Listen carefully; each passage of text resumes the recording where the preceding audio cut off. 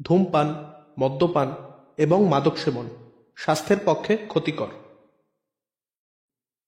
Any digital piracy of this content is a criminal offense.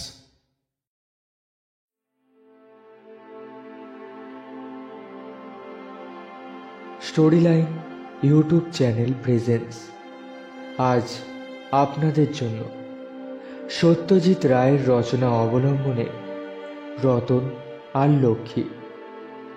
গল্পের সূত্রধর এবং গল্প পাঠে আমি চান্দ্রিক।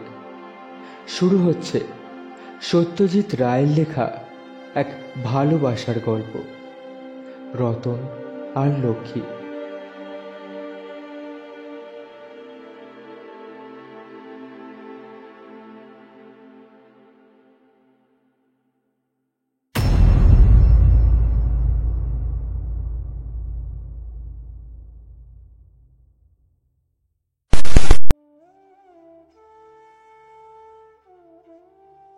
গল্পটি ভালো লাগলে অবশ্যই সাবস্ক্রাইব করবেন and don't forget to click the bell icon.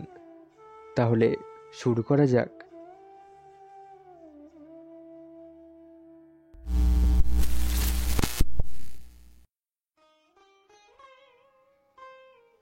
ঠিক কখন থেকে রতনের মনটা খুশিতে ভরে আছে সেটা রতন জানে। 10 দিন আগে ছিল চৈত্র সংক্রান্তি। রতন থাকে শিমুলিতে।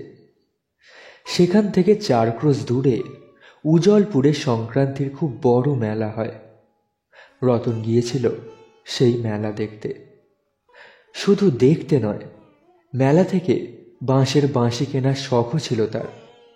সেটাও একটা উদ্দেশ্য বটে। রতনের গানের কান খুব ভালো।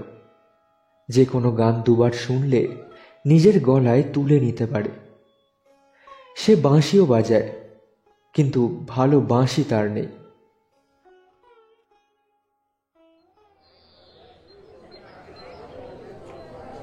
গরম গরম জিলিপি, গরম গরম জিলিপি।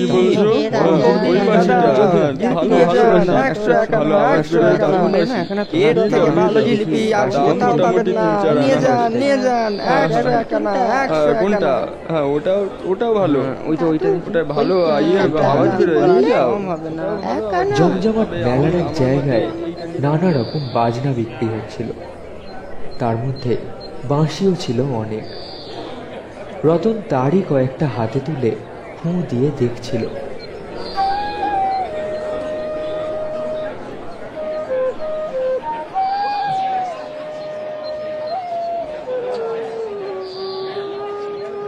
এমন সময় চারদিকে একটা শোরগোল পড়ে গেল। উজলপুরের রাজকন্যা লক্ষ্মী এসেছেন ডুলিতে করে মেলা দেখতে।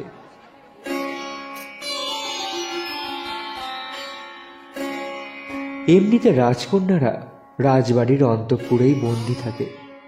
তাকে বাইরের লোকেরা দেখতে পায় না। কিন্তু লক্ষ্মী তেমন মেয়ে নয়। সে অনেক আগে থেকেই বাপ মাকে শাঁসিয়ে রেখেছে।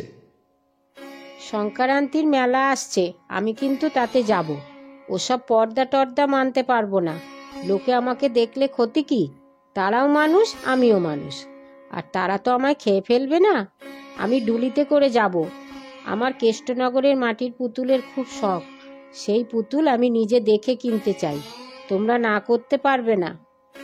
লক্ষ্মী বাপ মায়ের একমাত্র সন্তান, তাই তার আবদার না রেখে উপায় নেই।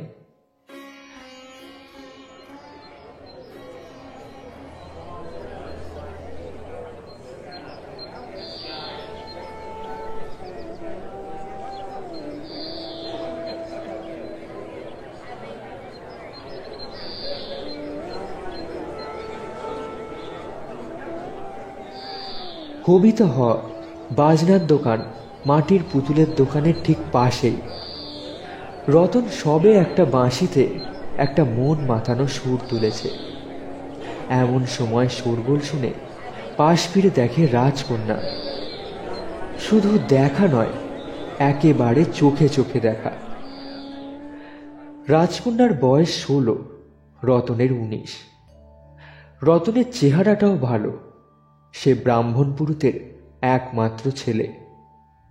5 ঘর যজমান নিয়ে পুরুত হরিনারায়ণের মোটামুটি চলে যায়, কিন্তু তার স্ত্রী অন্নপূর্ণা ছেলে রতনকে এই অবস্থার মধ্যেও মানুষ করেছে খুব যত্ন করে। তাই রতনের চেহারায় কোনো দারিদ্র্যের ছাপ পড়েনি। রাজকন্যা লক্ষ্মীর চোখে চোখ পড়তেই রতনের মন খুশিতে ভরে উঠল। এমন সুন্দর মেয়ে সে দেখেনি কখনো। আহা, একে যদি গান শোনাতে পারত সে, তাহলে কেমন ভালো হতো। অবশ্যই চোখ পড়তেই রাজকন্যা আবার চোখ ঘুরিয়ে নিয়েছিল, কিন্তু তাতে কি হয়? তাকে দেখে রাজকন্যার খারাপ লাগেনি, এটা রতন বুঝেছে। আর কি চাই? সে একটা জায়গায় 3টে বাঁশি কিনে নিয়ে বাড়ি ফিরল। সে পুরুতগিরি করবে না, গান বাজনা নিয়েই থাকবে, এটা সে বাপকে বলে দিয়েছে। তার বিয়ের কথাও বাপ 2-1বার তুলেছেন, তাতে রতন কিছু বলেনি। এবার যদি তোলেন, তাহলে রতন বলবে উজ্জ্বলপুরের রাজকন্যার মতো সুন্দরী মেয়ে হলেই সে বিয়ে করবে, নইলে নয়। আজ ছিল রবিবার, সময়টা দুপুর। রতন সকালে 2 ঘন্টা বাঁশি বাজানো অভ্যাস করে একবার গিয়েছিল গোপীনাথ মুদির দোকানে। বাড়ি ফিরে এসে দেখে এক জটা জুটোধারী সন্ন্যাসী তার বাড়ির সামনে দাঁড়িয়ে আছেন। সন্ন্যাসীর চোখ দুটো লাল, গলায় 4খানা বড় বড় রুদ্রাক্ষের মালা, হাতে চিমটে আর কমণ্ডলু। রতনকে দেখেই বাবাজি হাত তুলে আশীর্বাদ করলেন, বললেন, সেই চাঁদপুর থেকে আসছি, এখনো যেতে হবে 30 ক্রোশ পথ। তোরা তো ব্রাহ্মণ, আজ্ঞে হ্যাঁ। আমাকে 1 ঘটি খাওয়ার জল দিতে পারবি? নিশ্চয়ই, আপনি বসুন। রতন তাড়াতাড়ি বাবাজির জন্য দাওয়ায় আসন পেতে দিল। তারপর বাড়ির ভেতরে গেল জল আনতে। মা শুনে বললেন, শুধু জল কেন, অতিথি এসেছেন, পিঠে আছে, 2খানা দিয়ে দে জলের সঙ্গে। আসলে বাবাজির চেহারাটা, বিশেষ করে জবা ফুলের মতো চোখ দুটো, রতনের খুব ভালো লাগেনি। তাই মার কথা শুনে সে বলল, আবার পিঠে কেন? চেয়েছেন তো শুধু জল। অন্নপূর্ণা ধমকের সুরে বলে উঠলেন, অতিথি সেবায় যত পুণ্যি তত আর কিছুতে হয় না, জানিস? যা বলছি তাই কর। রতন অনিচ্ছা সত্ত্বেও জলের সঙ্গে রেকাবিতে করে পিঠে নিয়ে গিয়ে বাবাজিকে দিল। বাবাজি 2 গ্রাসে 2টো পিঠে খেয়ে ঢক ঢক করে পুরো ঘটি জলটা খেয়ে ফেলে বললেন,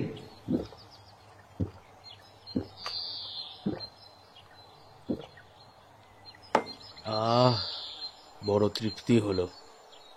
কথাটা বলেই আরো আরাম করে বসে পা দুটো সামনের দিকে ছড়িয়ে দিলেন, বললেন, তোর নাম তো রতন? আজ্ঞে হ্যাঁ। রতন বুঝল বাবাজি যেমন তেমন লোক নন, ইনি গুনতে জানেন। কিন্তু তাও তাকে রতনের ভালো লাগলো না। তিনি এমনভাবে পা ছড়িয়ে দিলেন কেন? দুপুরটা এখানেই কাটাবেন নাকি? তা বাবা রতন, একটু পা দুটো ডলে দে তো দেখি, এখনো অনেকটা পথ যেতে হবে।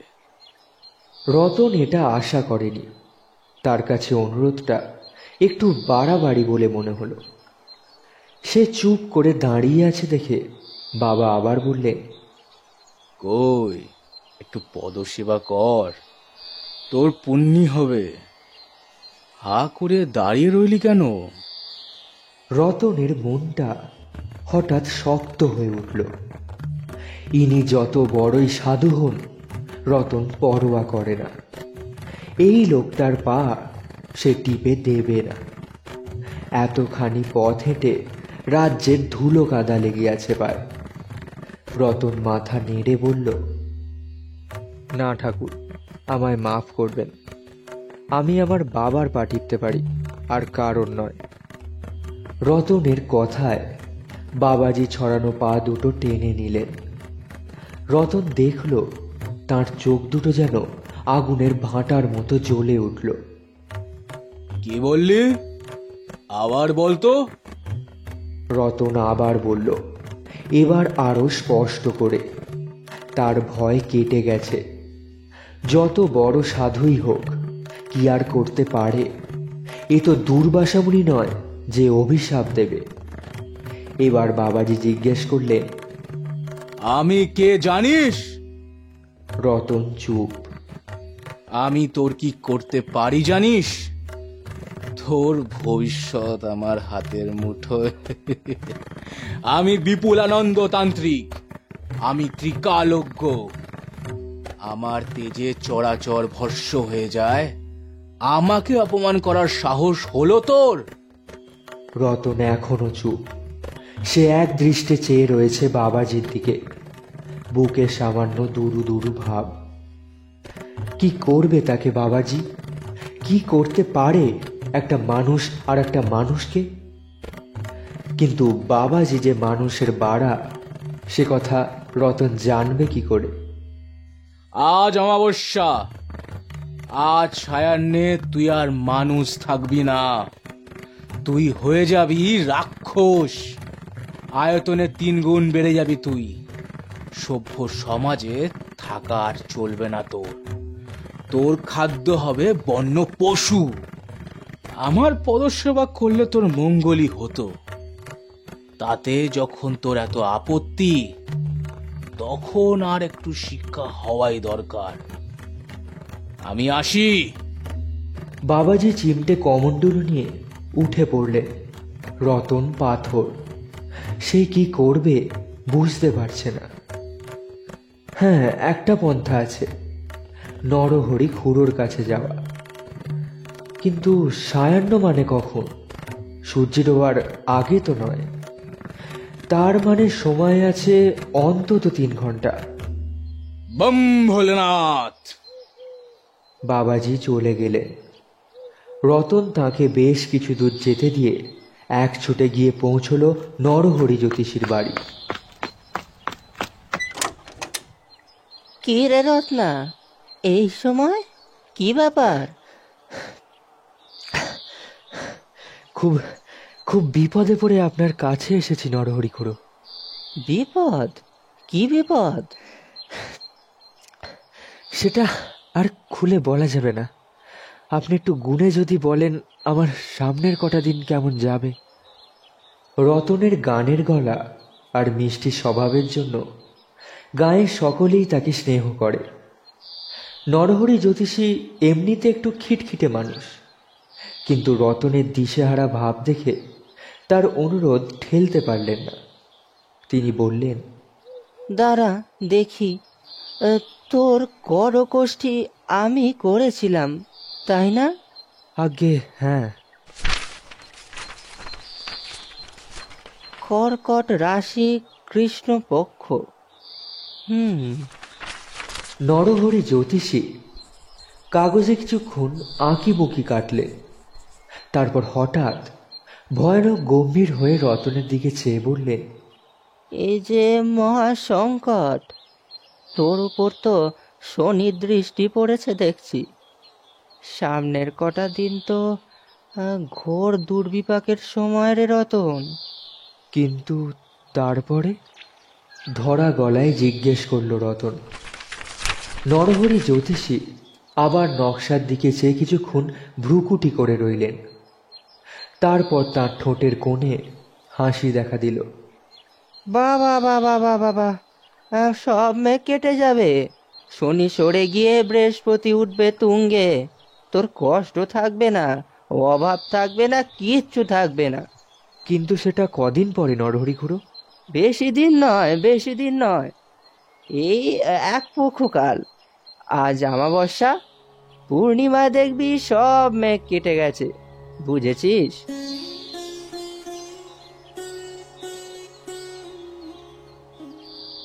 রতন বুঝল সময় পেরিয়ে যাচ্ছে। সূর্য মাথার উপর থেকে পশ্চিমে নামতে শুরু করেছে, তাই রতন আর থাকতে পারল না। নরহরি খুড়োর কাছে ব্যাপারটা আর একটু পরিষ্কার করে জানতে পারলে ভালো হতো, কিন্তু তার আর উপায় নেই। মোটামুটি যা জানবার তা রতন জেনে নিয়েছে। কিছুদিনের জন্য তাকে বাড়ি ছেড়ে চলে যেতে হবে। অভিশাপের কথা মা বাপকে বলবে না। তারপর আবার কপাল ফিরলে সে বাড়ি ফিরবে। বাড়ি ফিরে এসে রতন দেখল তার বাপও ফিরেছে। বাপ মা দুজনকেই একসঙ্গে পেয়ে রতন বলল, আমাকে একটু 2 হপ্তার জন্য নারায়ণপুর যেতে হবে। সেখানে এক নাম করা গাই এসেছেন, তার কাছে থেকে যদি কিছু শেখা যায়। ছেলের যে গানের নেশা, এটা তার বাপ মা দুজনেই জানে। কাজেই তাকে এ ব্যাপারে নিরস্ত্র করার চেষ্টা বৃথা। তাই অনিচ্ছা সত্ত্বেও দুজনকেই মত দিতে হলো। রতন লাঠির আগায় একটা পোঁটলা বেঁধে বেরিয়ে পড়ল।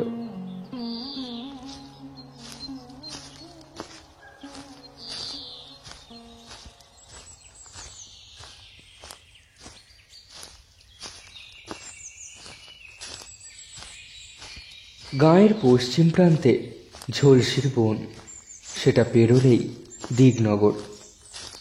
ঝলসির বনে রতন গেছে একবারই, কারণ সেখানে অনেক জানোয়ারের বাস। প্রায় 300 বছর আগে ঝলসি ছিল এক সমৃদ্ধ শহর। তখন তার নাম ছিল আজিনগড়। এই আজিনগড়ের ভাঙা কেল্লা দেখতেই রতন গিয়েছিল তার 2 বন্ধু সুবল আর মুকুন্দর সঙ্গে। বিশাল কেল্লা, কিন্তু তার অবস্থা খুবই শোচনীয়। সাপ বিচ্ছুর বাস বলে আর ভিতরে কেউ যায় না। আর রতন সেখানেই থাকবে বলে মনস্থির করেছে। একটা ডেরা তার চাই, লোকের কাছ থেকে গা ঢাকা দিতে হবে তো।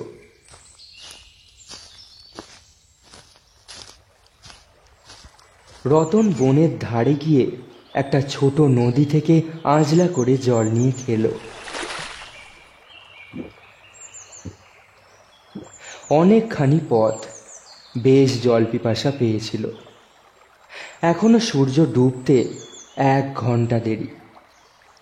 বাবাজির কথা যদি ফলেই যায়, তাহলেই সে কেল্লায় গিয়ে ঢুকবে। না হলে কিছুক্ষণ অপেক্ষা করে আবার বাড়ি ফিরে যাবে। বলবে ওস্তাদ ছাত্র নিতে নারাজ, তাই সে বাড়ি ফিরে এলো। কিন্তু রতনের মন বলছে বাবাজির কথা ফলবে, কারণ এর মধ্যেই তার শরীরের ভিতরে কতগুলো লক্ষণ দেখা দিতে শুরু করেছে। হাড়ে কেমন যেন টান টান ভাব। সঙ্গে পোঁটলায় চিড়ে বাঁধা ছিল, কিন্তু সেটা আর খেতে ইচ্ছা করছে না। অথচ একটা খিদের ভাব রয়েছে, কিন্তু তার জন্য যেন চাই অন্য খাদ্য।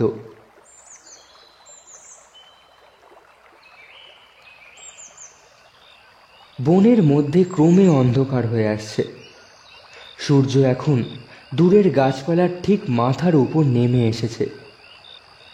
রতন তার নিজের হাত পায়ের দিকে চেয়ে দেখল, এত লোম তো তার ছিল না, আর নখও তো এত ধারালো ছিল না। সামনে একটা শুয়োর, দাঁতাল বুনো শুয়োর। বন থেকে বেরিয়ে একটা খোলা জায়গায় এসে তার দিকে চেয়ে দেখছে এক দৃষ্টে। রতন একটা আমলকি গাছের নিচে দাঁড়িয়েছিল। গাছের ডাল ছিল তার মাথার চেয়ে প্রায় 10 হাত উপরে। হঠাৎ রতন বুঝল ডালটা যেন ক্রমে কাছে এগিয়ে আসছে। শুয়োরটা এখনো দাঁড়িয়ে আছে। রতনের দিকে চেয়ে একটা চাপা গর্জনের মতো শব্দ করল, তারপর উল্টো দিকে ঘুরে ছুটে পালালো। রতন দেখল যে তার মাথা আমলকি গাছের ডাল ছাড়িয়ে উপরে উঠেছে। তার মুখ সে দেখতে পাচ্ছে না, কিন্তু গালে হাত দিয়ে বুঝল সেখানেও লোম। এবার রতন বড় বড় পা ফেলে জঙ্গল ভেদ করে রওনা দিল আজিমগড়ের কেল্লার উদ্দেশ্যে।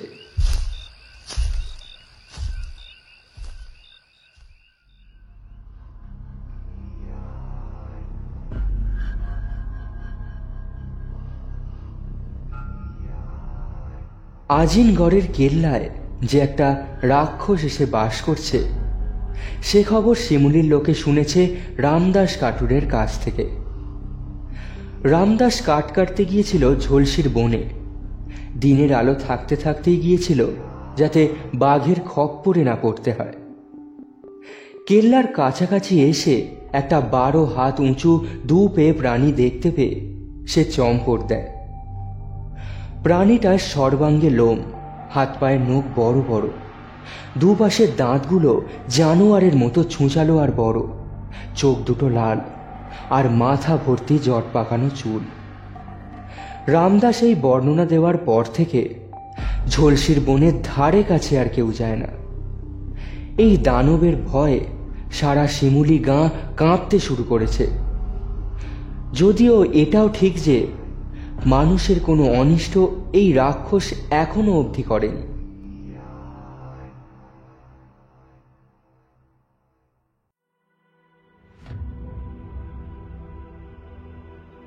রতনের মনটা এখনো আগের মতোই রয়েছে, এমনকি তার গলার আওয়াজেও কোনো পরিবর্তন হয়নি।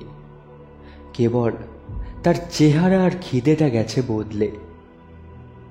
বনে ফলমূলের অভাব নেই, কিন্তু রতনের খিদে মিটতে লাগে বন্য জানোয়ারের কাঁচা মাংস। তার দেহে শক্তিও হয়েছে অমানসিক। সে 2 হাতে ধরে যে কোনো জানোয়ারের ঘাড় মোটকে দিতে পারে, তারপর তার ধারালো আর শক্ত দাঁত দিয়ে সেই জানোয়ারের মাংস চিবিয়ে খেতে পারে। তার দৃষ্টিশক্তি, শ্রবণ শক্তি আর ঘ্রাণ শক্তি তিনটেই অসম্ভব বেড়ে গেছে। বাঘ বন দিয়ে হেঁটে চলে নিঃশব্দে, কিন্তু রতনের কানে তার পায়ের শব্দ ধরা পড়ে। 100 হাত দূর থেকে জানোয়ারের গন্ধ সে পায়, আর পেয়ে নিঃশব্দে তাকে ধাওয়া করে। একবার একটা পুকুরের জলে রতন নিজের চেহারাটা দেখেছিল। দেখে তার নিজেরই ভয় লেগে গিয়েছিল। জানোয়াররাও তাই দেখে পালায়। রতনকে ঝড়ের বেগে দৌড়ে গিয়ে তাদের ধরতে হয়।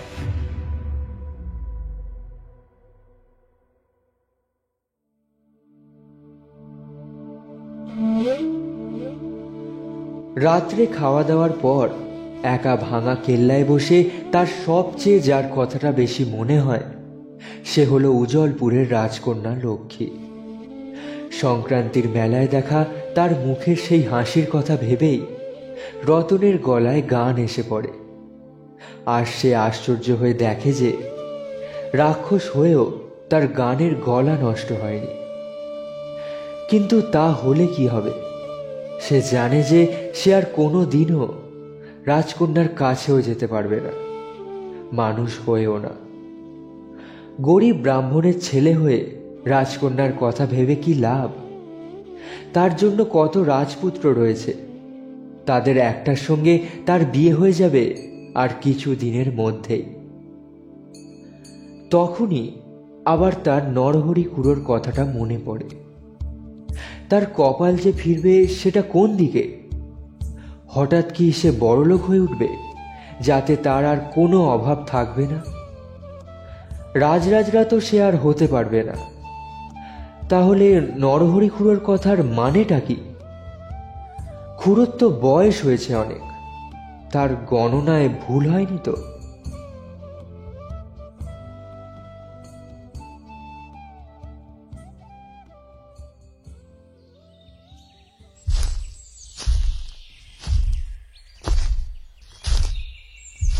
এই 10 দিনে কাছাকাছির মধ্যে যা জানোয়ার ছিল সব শেষ করে রতন চলল দিগনগরের দিকে। দিগনগরের পশ্চিমে ঝলসির লাগোয়া বন শহরকে 3 দিক দিয়ে ঘিরে রয়েছে। এই বনের নাম কি রতন জানে না, কিন্তু এখানে জানোয়ার আছে অনেক। রাজা মৃগয়ায় আসেন, এ খবর রতন রাখে। অনেক দূর পথ হেঁটে রতনের খুব খিদে পেয়েছিল, তাই বাঘের গন্ধ পেয়ে সে সন্তর্পণে এগিয়ে গিয়েছিল। আর গাছপালার ফাঁক দিয়ে সে বাঘকে দেখতেও পেল। কিন্তু সেটার দিকে এগোতে গিয়েই হঠাৎ দেখলো একটা তীর এসে বাঘের গায়ে লাগাতে সেটা ছটফট করে মরে গেল। তারপরেই ঘোড়ার খুরের আওয়াজ শুনতে পেয়ে রতন একটা সেগুন গাছের আড়ালে লুকোবার আগেই তাকে দেখে ফেলল ঘোড়সওয়ার।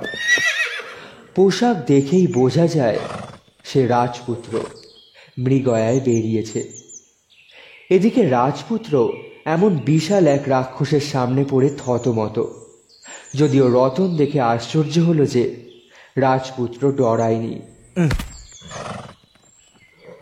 তুমি বুঝি ঝলসির বনের রাক্ষস? হ্যাঁ, কিন্তু তুমি কে? আমি চন্দ্রসেন, দিকনগরের রাজকুমার। কিন্তু তুমি তো ঠিক মানুষের মতোই কথা বলো দেখছি। তার কারণ আমি আসলে মানুষ। এক সন্ন্যাসীর অভিশাপে আমি রাক্ষস হয়েছি। তোমার আমাকে দেখে ভয় করছে না? কই না তো, তুমি তো আর মানুষ ধরে খাও না, ভয় করবে কেন? কিন্তু আমি তো জানোয়ার খাই। এই বাঘটাকে আমি খাবো বলে ঠিক করেছিলাম, সেটাকে তুমি মারলে। আমি মারলাম তাতে কি হলো? আজ আমি অনেক শিকার পেয়েছি। এখন সন্ধ্যা হতে চললো, এবার ফিরবো। এই বাঘটা তুমিই খাও। তুমি কি একাই শিকার করো? হ্যাঁ, আগে লোকজন নিয়ে করতাম, এখন একাই করি। আমার ভয় করে না। ভালো কথা, তোমার একটা নাম আছে তো নাকি? হ্যাঁ, আমার মানুষ নাম রতন। এখন আমি রাক্ষস, তাই সে নামের আর কোনো দাম নেই। তুমি কি এখন এই বনেই থাকবে? যদি খাবার পাই তাহলে থাকবো। তাহলে তোমার সঙ্গে আবার দেখা হতে পারে। কাল আমি থাকবো না, কাল যাব উজলপুর। কেন? উজলপুরে কি? সেখানে ডম্বুরি পাহাড়ের গুহায় এক দানব এসে রয়েছে। সে মানুষ খায়। তাকে মারবার জন্য উজলপুরের রাজা ঠেরা দিয়েছেন। আমি গিয়ে দেখব সেটাকে যদি মারতে পারি।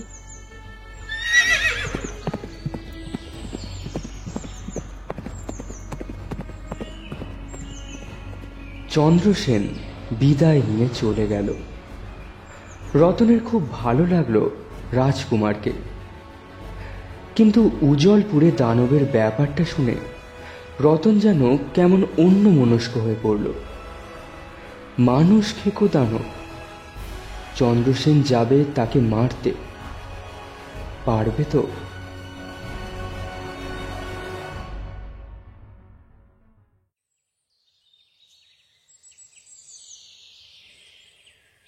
পরদিন সকাল থেকে রতন দেখল তার মন বারবার চলে যাচ্ছে উজলপুরের দিকে। একে তো সেখানেই থাকে রাজকন্যা লক্ষ্মী, তার উপর তার রাজ্যে বিপদ দেখা দিয়েছে। মানুষ খেকো দানবের আবির্ভাব হয়েছে। উজলপুরের কেউ নিশ্চয়ই সে দানবকে মারতে পারেনি, নইলে আর ঢেঁড়া দেবে কেন? মারতে পারলে কোনো পুরস্কার দেবে কি রাজা? কই, সে কথা তো চন্দ্রসেন কিছুই বলল না। রতন আর চিন্তা না করে বনের ভিতর দিয়ে উজলপুর রওনা দিল। এখান থেকে 2 ক্রোশের বেশি দূর হবে না। সকালে সে একটা বুনো শুয়োর খেয়ে নিয়ে লম্বা পাড়ি দেওয়ার জন্য তৈরি হয়ে নিয়েছে। চন্দ্রসেনের জন্য তার মনে একটা চিন্তা দেখা দিয়েছে। জানোয়ার মারা দানব মারা মোটেও এক জিনিস নয়।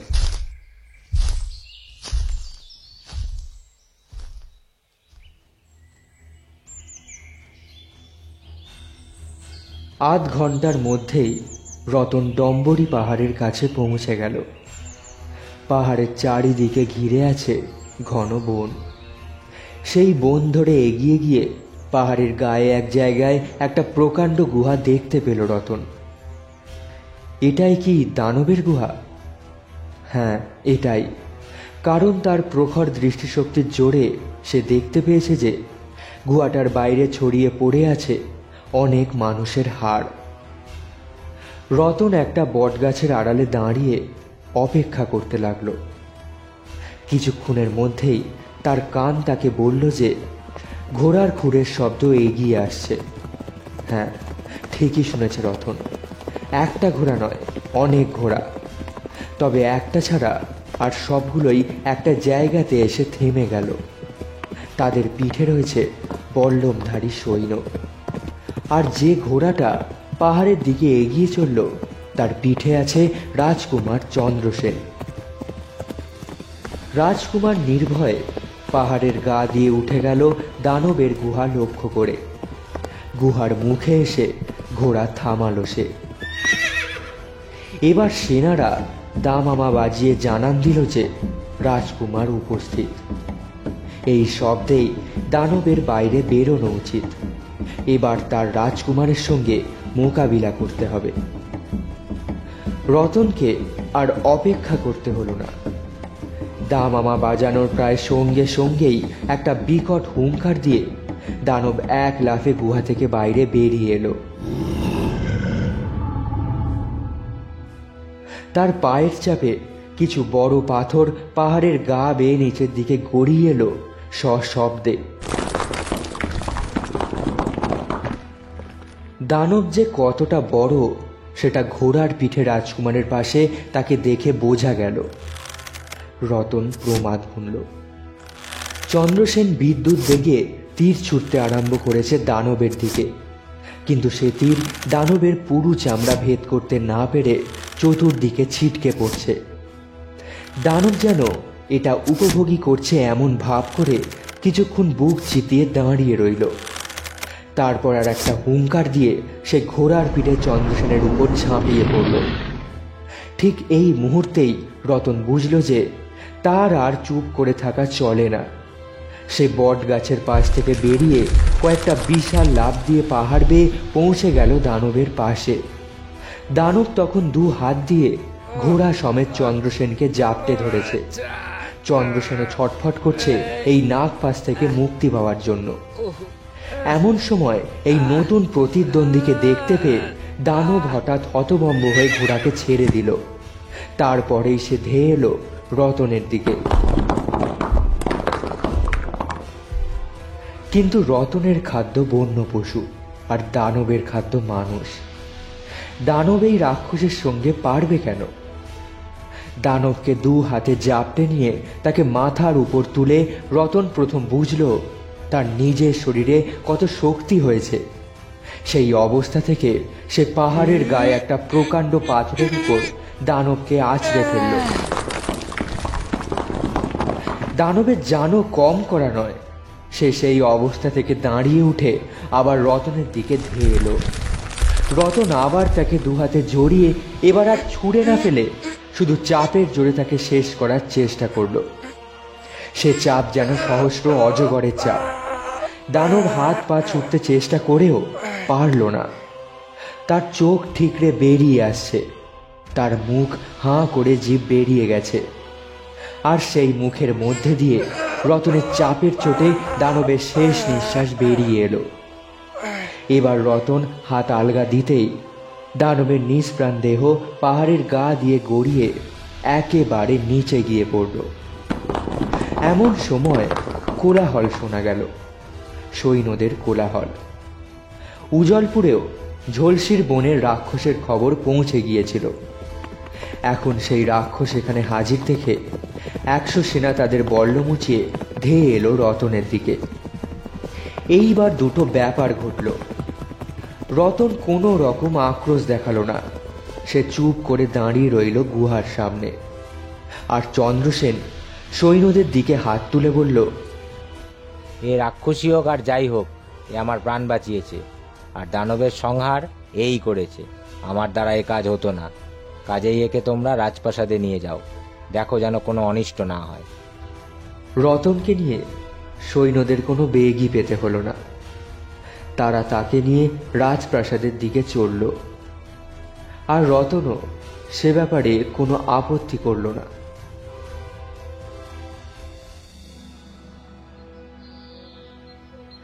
রাজপ্রাসাদের কয়েদখানা রতনের পক্ষে যথেষ্ট বড় নয় বলে তাকে প্রাসাদের পিছনে একটা অশ্বত্থ গাছের সঙ্গে 4 গাছা দড়ি দিয়ে বেঁধে 10 জন সশস্ত্র প্রহরী পাহারা রেখে দেওয়া হলো। এবার রাজা নিজে এলেন রাক্ষসকে দেখতে। বন্য পশু খেয়ে রাক্ষস যে এমন শান্তশিষ্ট হতে পারে এটা রাজা ভাবতেই পারেননি। আর একজন তাকে দেখল প্রাসাদের দোতলার একটা জানলা থেকে। সে হলো রাজকন্যা লক্ষ্মী। এমন কদাকার বিশাল এক প্রাণী এমন নিরীহভাবে বসে থাকতে পারে তাদের দেশের এত বড় একটা শত্রুর প্রাণ সংহার করে? এটা লক্ষ্মীর যেন কেমন অদ্ভুত লাগলো।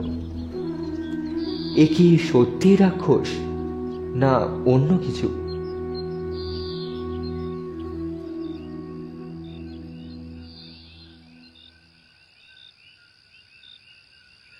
ক্রমে দিন ফুরিয়ে রাত এসে পড়ল।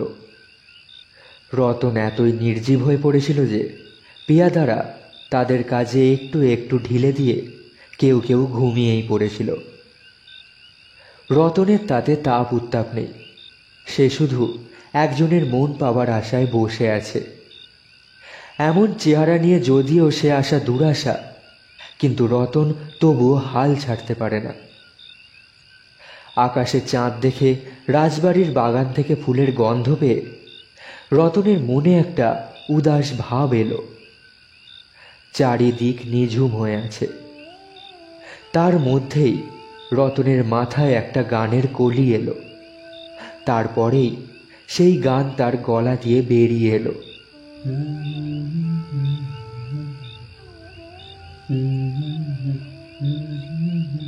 প্রহরীদের মধ্যে যারা জেগেছিল তারা অবাক হয়ে রাক্ষসের দিকে চাইল। এই রাক্ষস গান গায়, আর এত সুন্দর গলায়। রাতের নিস্তব্ধতার মধ্যে সে গান ভেসে পৌঁছে গেল রাজবাড়ির দোতলার অন্তঃপুরে। আর সবাই ঘুমে অচেতন, কেবল একজন জেগে আছে তার রেশমের বালিশে মাথা দিয়ে, রাজকুমারী লক্ষ্মী।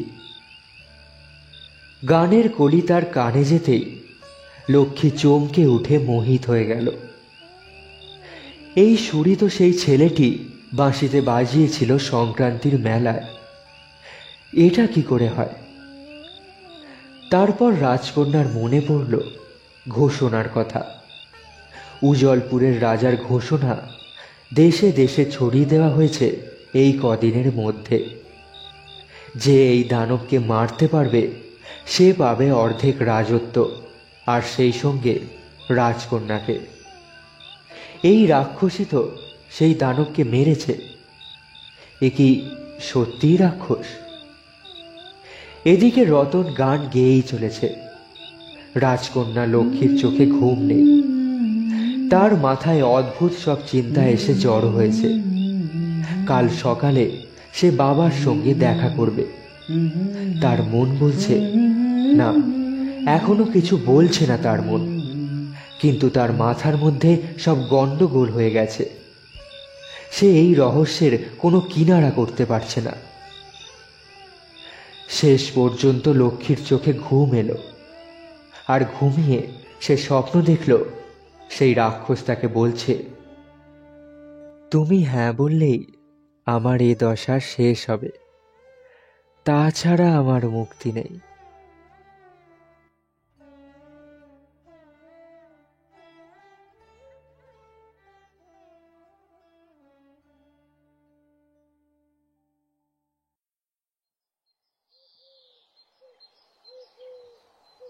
পরদিন সকালে লক্ষ্মী তার বাবাকে ডেকে পাঠালো। রাজা তখন সবে নদীতে স্নান সেরে ফিরছেন। তিনি এসে বললেন, কি বলছো মা? লক্ষ্মী সোজা তার বাপের দিকে চেয়ে বলল, আমি একবার রাক্ষসের সঙ্গে দেখা করতে চাই। কেন মা, এমন ইচ্ছে কেন হলো তোমার? তুমি বলেছিলে যে দানবকে মারবে তাকেই তুমি তোমার মেয়েকে আর অর্ধেক রাজত্ব দেবে। তুমি তো বলনি যে সে যদি রাক্ষস হয় তাহলে দেবে না। এ কি পাগলের মতো কথা বলছো তুমি? রাক্ষসের হাতে তুলে দেবো তোমাকে আর অর্ধেক রাজত্ব? কেন দেবে না? সে তো কোনো দোষ করেনি, তার চেহারাটাই যা খারাপ। কাল রাত্রে তার গান শুনেছি আমি। এমন আশ্চর্য সুন্দর গলা খুব কম মানুষের হয়। তুমি তো মহা সমস্যায় ফেললে দেখছি। না বাবা, আমি ওকেই বিয়ে করব। একবার আমাকে ওর কাছে নিয়ে চলো। যদি সে কিছু করে? কিছু করবে না, আমার মন বলছে কিছু করবে না। অগত্যা রাজা লক্ষ্মীকে নিয়ে গেলেন রাক্ষসের কাছে, আর সেখানে গিয়ে দেখলেন এক আশ্চর্য দৃশ্য। এই সবে এক পক্ষকাল শেষ হলো, আজ পূর্ণিমা, তাই রাক্ষসের গা থেকে লোম মিলিয়ে যাচ্ছে, তার নখ ছোট হয়ে যাচ্ছে, তার সমস্ত অঙ্গ প্রত্যঙ্গ ছোট হয়ে গিয়ে স্বাভাবিক মানুষের আকার নিচ্ছে। আর এ মানুষকে লক্ষ্মী চেনে। সংক্রান্তির মেলায় একে দেখেছিল তার দিকে চেয়ে হাসতে, আর এখন সেই হাসি লেগে আছে রতনের ঠোঁটের কোণে। রতন উঠে দাঁড়ালো, তারপর মুখ খুলল, বলল, আমার নাম রতন। আর আমার নাম লক্ষ্মী। শোনো রতন, আমি কথা দিয়েছি যে যে এই দানবকে মারবে তাকে আমার অর্ধেক রাজত্ব আর আমার মেয়ের সঙ্গে বিয়ে দেব। সে তো ভালো কথা। কিন্তু তোমার এমন দশা হলো কি করে? রাজকন্যা লক্ষ্মীর কথায় রতন হাসল, তারপর বলল, সব বলবো, আগে মন্ডা মিঠাই তো আনো, বড্ড খিদে পেয়েছে যে।